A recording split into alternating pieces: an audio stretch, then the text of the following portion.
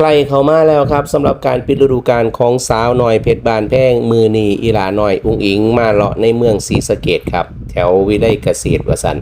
มาอย่างล่ะมาเลาะหาต้นไม้ไปปลูกกับพ่อเอกไปหน่อยมีเห็นพ่ออาชิตาแบบพร้อมครับมือนี้เปิ้นไปบ้านลูกสาวครับนี่ตาหักตาแพงบ่ไปน้องลูกสาว